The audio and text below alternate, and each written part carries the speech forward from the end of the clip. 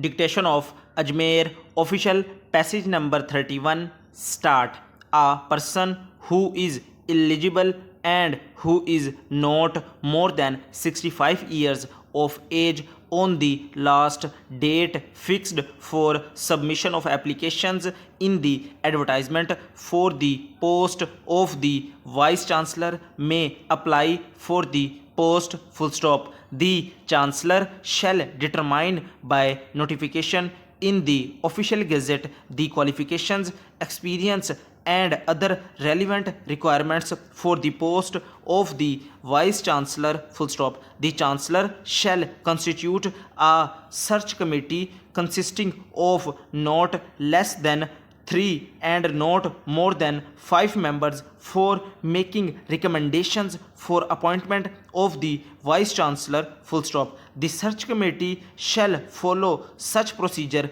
and criteria for selection of the panel for the post of the Vice Chancellor as the Chancellor, by notification determine full stop. The search committee shall recommend to the Chancellor a panel of 3 persons who, in its opinion are suitable for appointment as the Vice Chancellor full stop. The Chancellor shall appoint the Vice Chancellor for each term of 4 years, but he shall serve during the pleasure of the Chancellor full stop. The Chancellor shall determine the terms and conditions of service of the Vice Chancellor full stop. The incumbent Vice Chancellor shall not be allowed any extension in his tenure, but subject to eligibility he may again compete for the post of the Vice Chancellor in accordance with the procedure prescribed by or under this section full stop. If the office of the Vice Chancellor is vacant or the Vice Chancellor is absent or is unable to perform the functions of the Vice Chancellor owing to any cause, the pro Vice Chancellor shall perform the functions of the Vice Chancellor, but, if at any time the office of pro Vice Chancellor is also vacant or the pro Vice Chancellor is absent or is unable to perform the functions of the Vice Chancellor owing to any cause,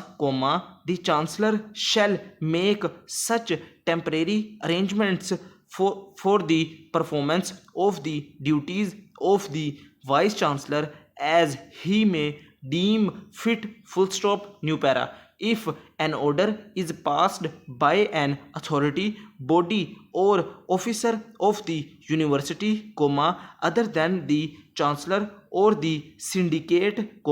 and an appeal against the order is not provided under the statutes or regulations,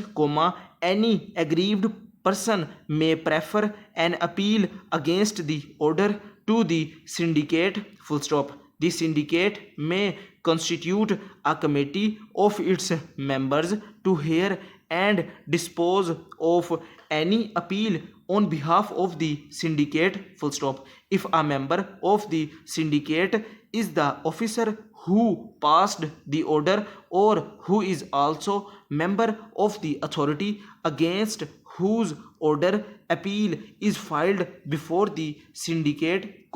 such member shall not hear the appeal as member of the syndicate or be part of the committee constituted to hear and dispose of the appeal full stop. If any difficulty arises in giving effect to any of the provisions of this act, the government may give such directions, not inconsistent with the act, as it may consider necessary for the removal of such difficulty full stop. No suit or legal proceedings shall lie against the government, the university or any authority, officer or employee of the government or the university or any person in respect of anything which is done in good faith under this act, full stop and close.